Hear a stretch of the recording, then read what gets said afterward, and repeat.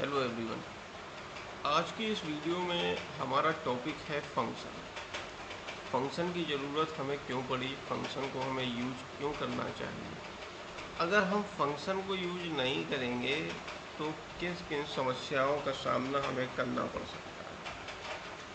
ठीक है, तो इन सब बातों पे हम बात करेंगे और शुरुआत करते हैं हम अपने सबसे बेहतरीन टॉपिक। मतलब हर टॉपिक अपने आप में बहुत बेहतरीन है, लेकिन चलिए शुरुआत करते हैं और एक टास्क के साथ शुरुआत करते हैं। ठीक है, एक टास्क के साथ शुरुआत कर रहा हूँ। मैं आपको एक टास्क दे रहा हूँ। वो टास्क क्या है कि हमें 2 के साथ 5 का मल्टीप्लाई करना है। क्या करना है? 2 के साथ 5 का मल्टीप्लाई करना है। तो चलिए मैं यहाँ पे क्या करता हूँ, मैं यहाँ पे कंसोल डॉट लॉग और यहाँ पे 2:5, राइट। ये आप ऐसे लिख देंगे, यहाँ पे फाइल को सेव करेंगे। ठीक है, और यहाँ पे हम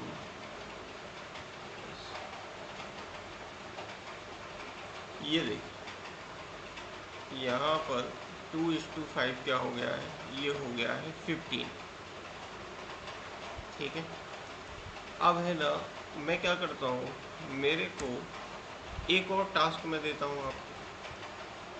अब वो टास्क क्या है कि ये 2 और 5 को आपको एक वेरिएबल में स्टोर करना है। जैसे मैं वेर x इक्वल टू लेता हूँ यहाँ पे 2 और वेर y इक्वल टू लेता हूँ यहाँ पे 5, राइट। और अब मैं इसको मल्टीप्लाई करना है, तो कंसोल डॉट लो और यहाँ पे मैं करता हूँ x इंटू वाई। ठीक है, अब मैं फाइल को सेव करूँगा। अब यहाँ पे देखिए फिर 10 आ गया, राइट। तो अब हमें यहाँ पे करना क्या है, हमें यहाँ पे अब 3 और 6 का मल्टीप्लाई करना है, 3 और 6 का। और सबसे पहले आपको 3 और 6 किसी वेरिएबल में स्टोर कराने हैं। ठीक है, तो यहाँ पे मैं क्या करूँगा, मैं फिर लिखूँगा, मान लो वेर x इक्वल टू 3 और यहाँ पे फिर वही पूरा प्रोसेस मैं यूज करूँगा। ठीक है,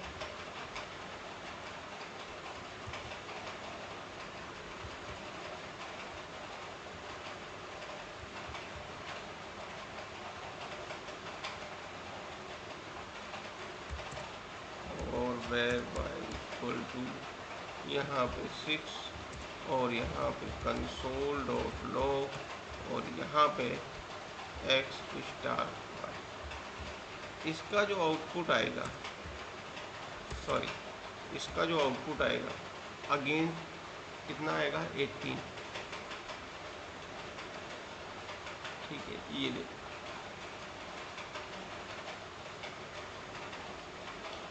अब मुझे बताइए कि मुझे बार बार इस वेरिएबल में अपनी वैल्यू को क्या करना पड़ रहा है, स्टोर करना पड़ रहा है। ठीक है, और फिर कंसोल करना पड़ रहा है। ठीक है, तो ये काम मुझे करना पड़ रहा है। अब मैं मदद लेता हूँ एक ऐसे कोड की जिसको हम फंक्शन कहते हैं। तो फंक्शन की जो डेफिनेशन है वो ये है कि फंक्शन एक ऐसा कोड है जिसको आप कॉल करेंगे, यानी तभी रन होगा। मतलब जिसकी आपको जब ज़रूरत हो तब आप कॉल करें और वो रन हो। ठीक है, फंक्शन बनाने के लिए अब क्या करेंगे, यही काम हम फंक्शन की मदद से करेंगे। फंक्शन बनाने के लिए हम फंक्शन लिखेंगे। ठीक है, और फंक्शन सब कुछ इस वीडियो में कवर होगा, जितने भी तरीके के फंक्शन हैं। तो यहाँ पे ये हमने फंक्शन लिखा। अब मान लो मुझे मल्टीप्लाई करना है, तो तो मल्टीप्लाई लिखा और यहाँ पे मैंने पेरेंथेसिस लगाया और यहाँ पर कर्ली ब्रैकेट। ये होता है फंक्शन का सिंटैक्स। ठीक है, अब यहाँ पे हम क्या करेंगे, यहाँ पर मैं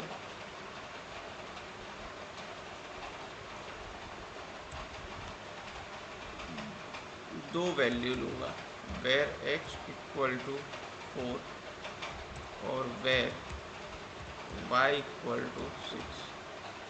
ठीक है, और यहाँ पे मैं कर दूँगा कंसोल डॉट लॉग और यहाँ पे कर दूँगा x स्टार y। और अब आप इसको क्या करेंगे, अब अगर आप इसका आउटपुट देखेंगे तो आपको आउटपुट में कुछ भी नहीं मिलेगा। क्यों? क्योंकि इस फंक्शन को ना जब तक आप कॉल नहीं करेंगे, ठीक है, तब तक ये आपका काम नहीं करता। इसने काम करके रख लिया, ठीक है, इसने जो काम था इसका वो काम करके रख लिया, लेकिन आपको काम अभी ये इस कोड का यूज नहीं, क्योंकि इसने आपको कॉल नहीं किया। जैसे मैं इसका आउटपुट आपको दिखाता हूँ, तो यहाँ पे आप इसका आउटपुट देखिए, तो यहाँ पे देखेंगे आपको यहाँ पे कुछ नहीं मिला, क्योंकि यहाँ पे आपने उसको कॉल नहीं किया है ना। जैसे आप किसी किराना स्टोर पर गए और वहाँ पे उसने अपना कार्ड दे दिया आपको और बोला कि आपको जब सामान चाहिए हो तो बुला देना, और आपने उसको व्हाट्सएप पे पर्ची लिख के भेज दी कि ये सामान पैक कर दो। अब लेकिन जब आप उसको बुलाएंगे नहीं ना, तो वो कैसे आएगा, तो इसको भाई बुलाना पड़ेगा, कॉल करना पड़ेगा। तो मैं यहाँ पे लिख रहा हूँ मल्टीप्लाई, और मल्टीप्लाई के लिए, ठीक है, और मतलब मल्टीप्लाई मतलब इस फंक्शन का जो नेम दिया है वो ऑफ पेरेंथेसिस। ठीक है, अभी देखिए, अब यहाँ पे आया 20, मतलब इस फंक्शन को आपने कॉल कर लिया, राइट, इस फंक्शन को आपने कॉल कर लिया, ये काम। अब इस फंक्शन को आप जितनी बार भी कॉल करना चाहें उतनी बार कॉल कर लीजिए। ठीक है, ये दोबारा कॉल कर लिया तो दोबारा 24 आ गया। ठीक है, लेकिन अब हमारे फर्स्ट एग्जांपल पे जाते हैं। जैसे यहाँ पे मुझे 2 और 5 का इंटू अगर एक बार और करना है तो मुझे ये लाइन यहाँ से दोबारा और लिखनी होगी। ठीक है, ऐसे ही अगर एक बार और करना है तो ये लाइन और लिखनी होगी, लेकिन यहाँ पे ऐसा नहीं है। यहाँ पे मुझे केवल इस फंक्शन का नेम लिखना है और ये अपने आप मुझे ये काम करके दे देगा। लेकिन इससे हमारी ये वाली प्रॉब्लम तो सॉल्व हो गई। ये जो फर्स्ट में प्रॉब्लम थी कि इसको अगर मुझे दोबारा मल्टीप्लाई करना पड़े तो मुझे दोबारा ये लिखना पड़ेगा, और तीसरी बार करना पड़े तो तीसरी बार, तो उसके लिए तो ये प्रॉब्लम सॉल्व। लेकिन इस कोड के लिए क्या, जो यहाँ पे मुझे वेरिएबल में स्टोर करानी है वैल्यू, और फिर एक्स वाई को प्रिंट करना है, और फिर मुझे 6 और 3 को स्टोर कराना है, फिर प्रिंट करना है, तो इसके लिए मुझे देखो यहाँ पे मैं आपको एक सॉल्यूशन है इसका, वो सॉल्यूशन क्या है वो बताता हूँ। ये जो पेरेंथेसिस है ना, इसके अंदर आप एक वेरिएबल स्टोर कर देंगे। जो वेरिएबल आपने इधर स्टोर किए थे ना, वो इसके अंदर वेरिएबल दे दीजिए। मैं देता हूँ x, y। यहाँ पे आपको ऐसे लिखने की ज़रूरत नहीं है वेर करके, ठीक है, यहाँ पे। अब इसको बोलते हैं पैरामीटर। क्या बोलते हैं? पैरामीटर। ठीक है, इसको यहाँ पे आप एक वेरिएबल हमने जो स्टोर किए हैं वो उसको पैरामीटर बोलते हैं। ठीक है, अब x एंड y का यहाँ पे इनटू हो जाएगा। ठीक है, अब इसका आउटपुट आप देखो क्या आता है। इसको रिफ्रेश करो, अब यहाँ पे आया NaN। ठीक है, NaN का मतलब होता है नॉट अ नंबर, ये हम बाद में समझेंगे NaN क्या है। लेकिन यहाँ पे आपने फंक्शन को कॉल किया 2 बार, इसलिए 2 बार NaN आ रहा है। अब यहाँ पे x और y का इंटू, तो क्योंकि आपने x और y दो पैरामीटर ले तो लिए, दो वेरिएबल ले तो लिए, लेकिन इनको कोई वैल्यू असाइन ही नहीं की। तो यहाँ पे इनको आप वैल्यू असाइन कैसे करेंगे? तो वैल्यू असाइन मैं यहाँ पे 2 कर देता हूँ और यहाँ पे 4 कर देता हूँ, ठीक है। और फाइल को सेव करेंगे और यहाँ पर हम फिर आउटपुट देखेंगे। तो देखो 8 8 आ गया दो बार। अब ये 2 बार प्रिंट नहीं करना है, मैं इसको हटा देता हूँ, ठीक है। एक ही बार प्रिंट करना था मुझे, लेकिन मुझे अब 6 एंड मतलब मुझे कुछ अलग नंबर का मल्टीप्लाई करना है, ठीक है। मैं चाह रहा हूँ यहाँ पे कुछ अलग नंबर हो, यहाँ पे कुछ 3 हो, यहाँ पे 8 हो। तो क्या मैं दोबारा मल्टीप्लाई का फंक्शन बनाऊँगा? मतलब मैं दोबारा कुछ इस तरीके से करूँगा क्या? मैं ऐसे करके, ये करके और यहाँ पे 3 करके, यहाँ पे 8 करके, क्योंकि मुझे अलग अलग नंबर चाहिए, या 6 करके, ठीक है। और मैं इसको कॉल कर दिया दोबारा। अभी देखो क्या होता है, ये देखो यहाँ पे 18 आया, ठीक है। तो यहाँ पे देखो, इस यहाँ पे 18 18 आया 2 बार, क्योंकि इसको 2 बार कॉल किया मैंने, ठीक है। अब आप ऐसा ना समझें कि यहाँ पे 2 फंक्शन है और ये 2 फंक्शन को 2 बार कॉल करेंगे तो एक बार आएगा यहाँ पे 8 और एक बार आएगा 18, ऐसा नहीं। देखो मल्टीप्लाई का फंक्शन एक ही है, मतलब एक नेम से खाली आप एक फंक्शन बना सकते हो। यहाँ पे मैंने 2 फंक्शन बना दिए हैं। अब जब मैंने यहाँ पे 2 फंक्शन बना दिए एक नेम से, तो सबसे पहले तो वो यहाँ पे ये जो फंक्शन है ना मल्टीप्लाई करके, यहाँ पे वो होगा कॉल। तो इस फंक्शन को करेगा मेमोरी में स्टोर, जो भी इसका आउटपुट है। लेकिन यहाँ पे क्या होगा, तो यहाँ पे आउटपुट तो आया 8, लेकिन जैसे ही वो फिर नीचे आया, क्योंकि नीचे वाला फंक्शन भी मल्टीप्लाई है तो नीचे वाला भी कॉल होगा। अभी मान लो आप इसको छोड़ दो, अभी ये छोड़ दो, ठीक है। ये देखो, ठीक है ना, इसको कॉल किया मैंने तो ये फंक्शन कॉल हुआ पहले, मेमोरी में स्टोर हुआ 8। अब वो सेम फंक्शन देखा तो सेम मेमोरी में स्टोर होगा, तो यहाँ पे सब कुछ अपडेट होके हुआ 18, तो हमारा फाइनल रिजल्ट 18 होगा, राइट।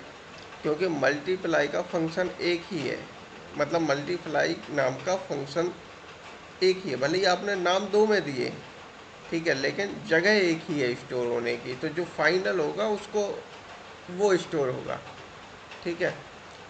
तो अब कुछ लोग आपके दिमाग में आ सकता है, हो सकता है इधर हम वेरिएबल चेंज कर दें तो हमें हो सकता है 2 बार आउटपुट मिले, या हो सकता है हम 2 बार कॉल करें। मान लो मैं इसको 2 बार कॉल करता हूँ तो ऐसा नहीं होगा कि पहले पहला वाला कॉल होगा और दूसरे बार दूसरी बार, ठीक है। तो देखिए अभी भी 18 18 ही आएगा। अब अगर यहाँ पे आपके दिमाग में आपको ऐसा लग रहा हो कि यहाँ पे मैं सी करके देखता हूँ, यहाँ पे मैं डी करके देखता हूँ, यहाँ पे मैं सी और यहाँ पे मैं डी, ठीक है, तो हो सकता है आंसर आपको डिफरेंट मिले। पर इसको भी आप सेव करो और देखो आंसर 18 18 ही आया, क्योंकि मेमोरी की लोकेशन इनके वेरिएबल से नहीं, मेमोरी का एड्रेस इनके नेम से बन रहा है। मल्टीप्लाई मल्टीप्लाई, राइट, इनके नेम से बन रहा है, ठीक है।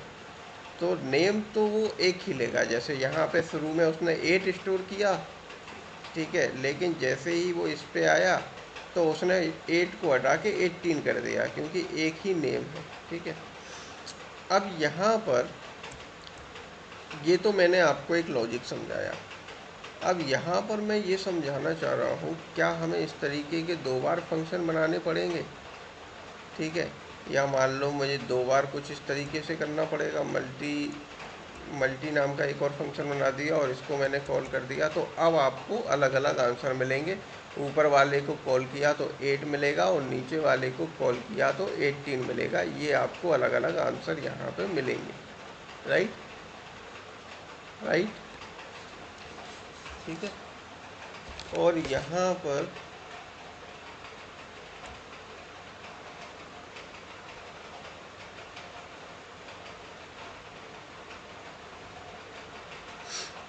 हाँ, लेकिन अगर हमें सब यही काम करना है तो फिर हमारा फंक्शन का तो कोई यूज ही नहीं है, फिर तो हम ऐसे भी कर सकते हैं।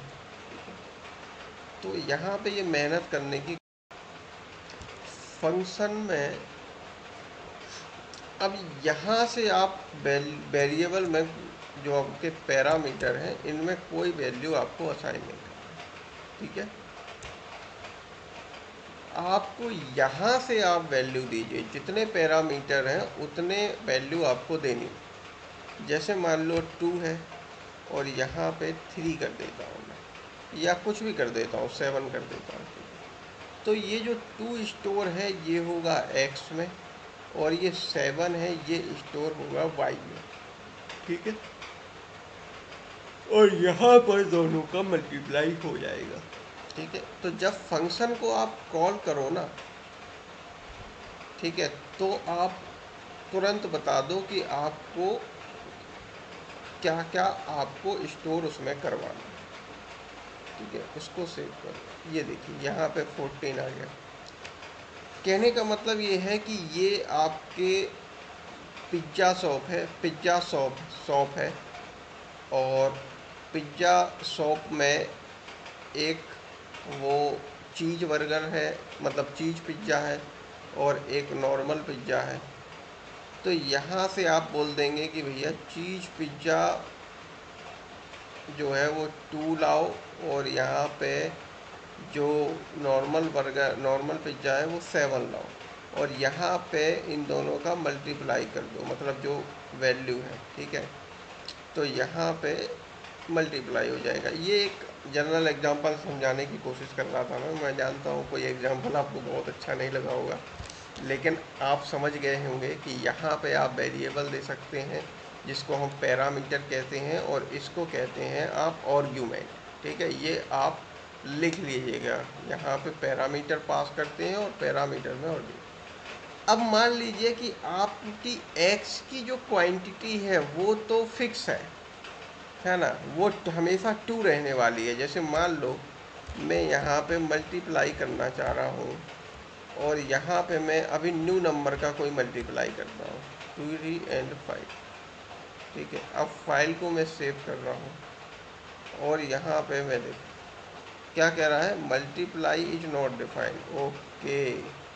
तो यहाँ पे स्पेलिंग थोड़ी सी गलत हो गई है, इसको हम ठीक कर लेते हैं। और अब देखिए यहाँ पे फाइल को किया सेव, ये देखिए एक बार 14 आया और एक बार 15 आया, राइट। तो यहाँ पे 14 और 15, राइट।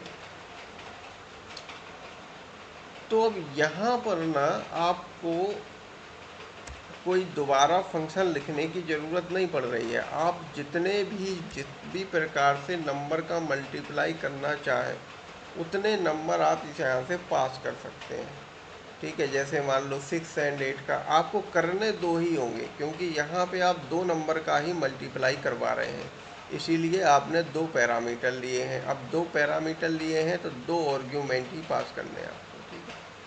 अब मान लीजिए मुझे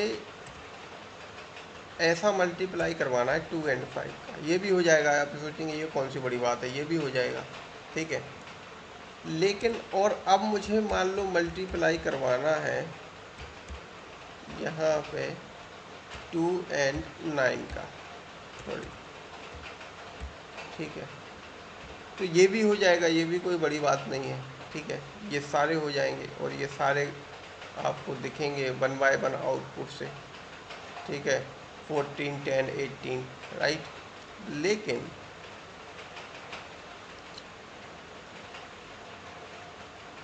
अभी क्या होगा यहाँ पे, अब आपने देखा कि आपका यहाँ पे 2 तो फिक्स ही है, नंबर चेंज हो रहे हैं y के, राइट। नंबर क्या चेंज हो रहे हैं, y के। तो मैंने यहाँ पे क्या किया, मैं यहाँ पे आपको ये बता रहा हूँ, इसको भी हटाओ। मैं यहाँ पे ये कह रहा हूँ कि मान लो मुझे केवल मुझे करना क्या है, मुझे एक्चुअली 2 into 7 करना है, राइट। और यहाँ पे भी मुझे 2 into 5 करना है, सॉरी 2 into 5 करना है। और मुझे यहाँ तो यहाँ पर हाँ, इस कोड का आंसर अनडिफाइंड। क्यों? क्योंकि फंक्शन को आपने कॉल किया, यहाँ पे कंसोल करा रहे हो, पैरामीटर पास कर रहे हो, लेकिन फंक्शन के अंदर बता ही नहीं कि क्या करना है। ठीक है, अंदर का कोड गायब। तो यहाँ पे चलो मैं आपको रिटर्न स्टेटमेंट यहाँ पे समझा रहा हूँ। तो आप फंक्शन को कॉल कर रहे हैं और फंक्शन में पैरामीटर पास कर रहे हैं। अब आप बदले में क्या चाहते हैं कि ये क्या करे, इन पैरामीटर्स का, इनका एडिशन करे, इनका मल्टीप्लाई करे, क्या करे इनका, है ना। मतलब ये समझ लो कि आपने एक मल्टीप्लाई नाम का एक व्यक्ति है, उसके पास दो बैग हैं, एक्स और वाई। एक में उसने आपने आ, आलू दे दिया और दूसरे बैग में बैगन दे दिए।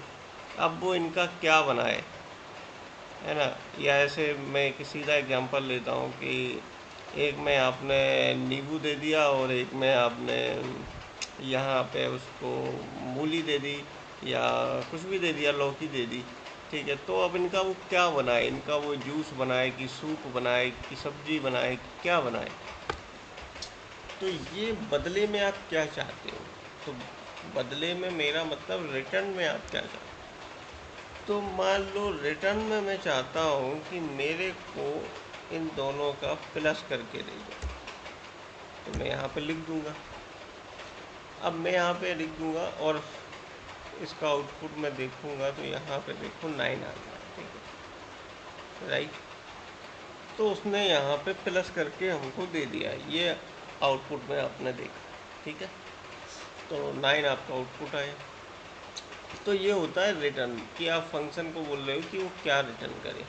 ठीक है, और यहाँ पे आपने कंसोल करके अंदर कॉल करवाया और कॉल कर फिर पैरामीटर आर्गुमेंट पास करे पैरामीटर में, यहाँ पे रिटर्न दे दिया। अब मैं आपसे एक क्वेश्चन पूछ रहा हूँ। यहाँ पे देखो, रिटर्न लिखने का एक तरीका है। हाँ, अब किसी फंक्शन से आप एक ही बार रिटर्न करवा सकते हो। यहाँ पे देखो, ऐसे दो दो बार रिटर्न नहीं। ये नहीं कि आप सोचो कि यार ये अब इनका मल्टीप्लाई भी करके दे दे, है ना। तो यहाँ पे आप फाइल को, सॉरी, यहाँ पे आप फाइल को सेव करो और यहाँ पे इसको देखो। तो देखो ये फिर 9 ही आया है।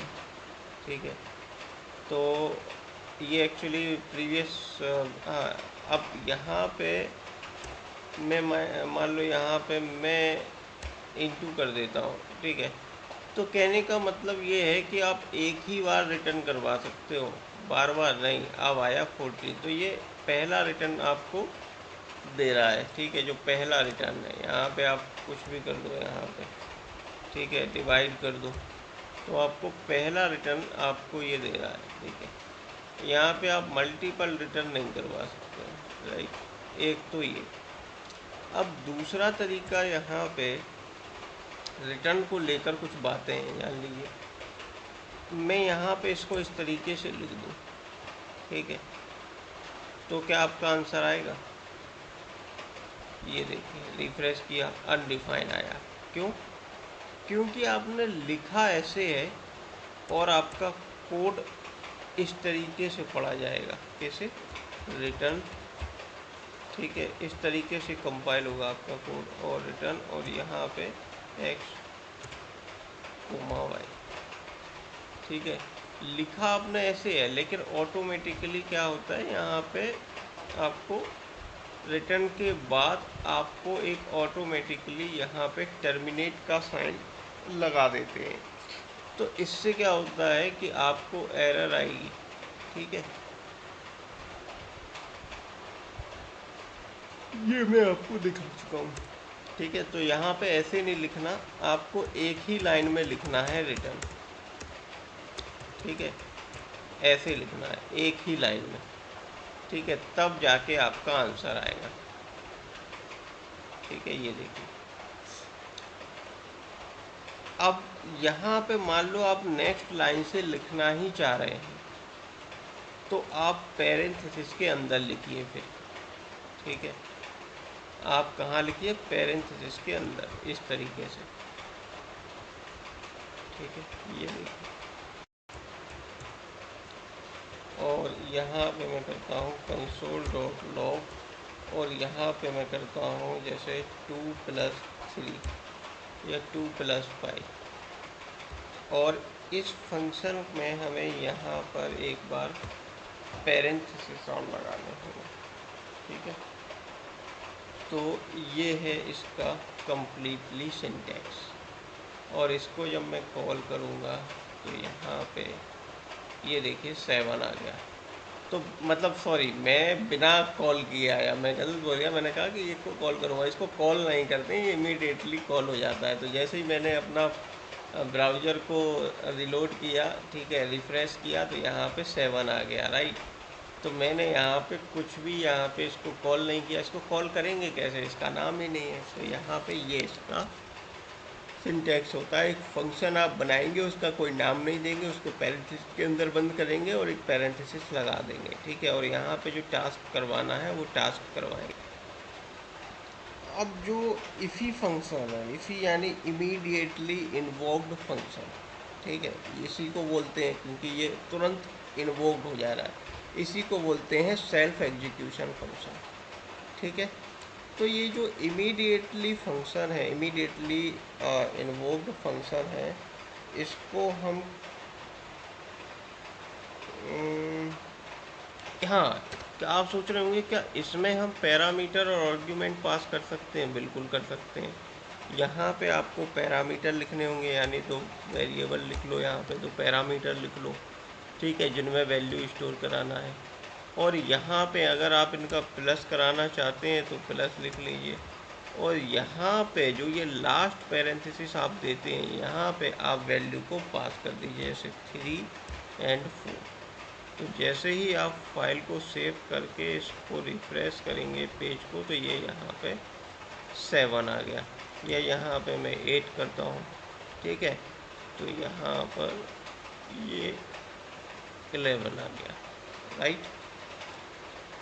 तो ये होता है आपका इमीडिएटली इन्वोक्ड फंक्शन, ठीक है।